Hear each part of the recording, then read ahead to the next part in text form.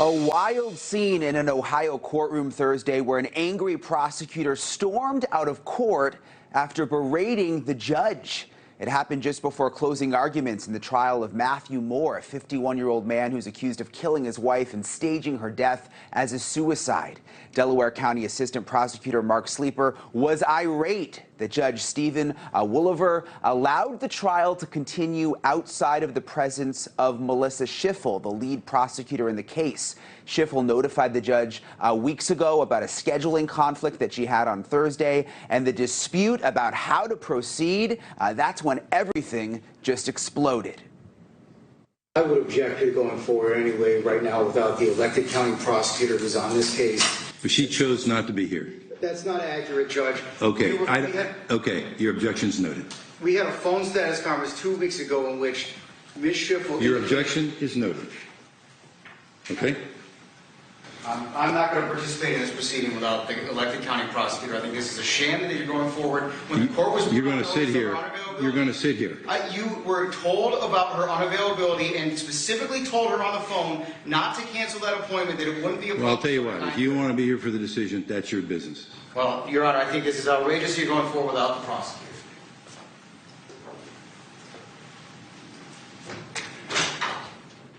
And he just walked out. Judge Wooliver went on with the proceeding after the prosecutor's walkout. He delivered a ruling on a defense motion for an acquittal, a motion he eventually denied.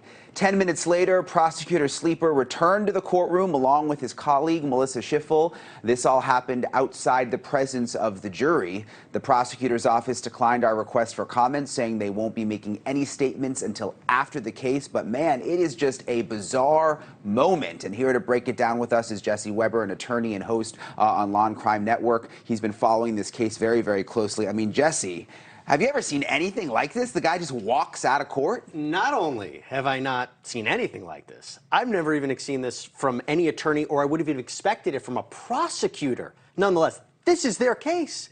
They're presenting it in front of the judge, and to see this, it's such a level of disrespect to the courtroom and the whole proceeding. I got to tell you, I think it's really interesting, because let's just back up to what this moment was. This was the moment that a judge had to make a decision on a motion for acquittal. That's when the state already rested their case. The defense says, after everything you've seen, this shouldn't even go to a jury. The facts don't support even a conviction. Throw it out right now.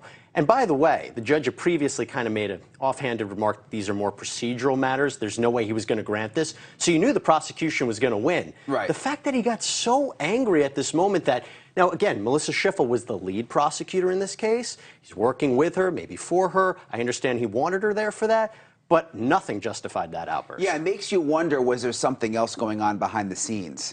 It is, but I'll tell you what I really think it is. I think they know they have a weak case. This is not a really strong case. It's about a murder versus a homicide versus suicide. I think they might be feeling the pressure of this case, and that's normal. Prosecutors get very invested in it.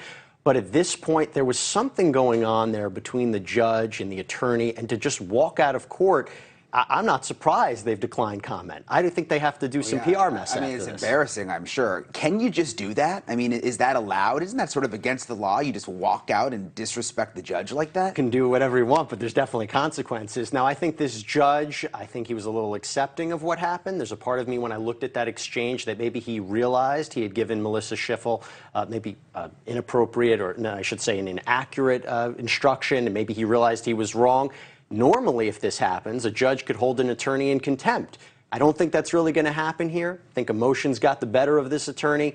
But as you can just see, this happens, and I will tell you, it really shouldn't happen, because I was looking at that back and forth. I was wondering, who's the judge here? Right. You don't speak like that to a judge. Right, right. And it, like you said, it seems like the judge sort of just let it go. And I will tell you what, if a defense attorney, if this happened to a defense attorney, right, it's their case. If their client loses, they can always appeal it and say, the judge wasn't fair to me, right?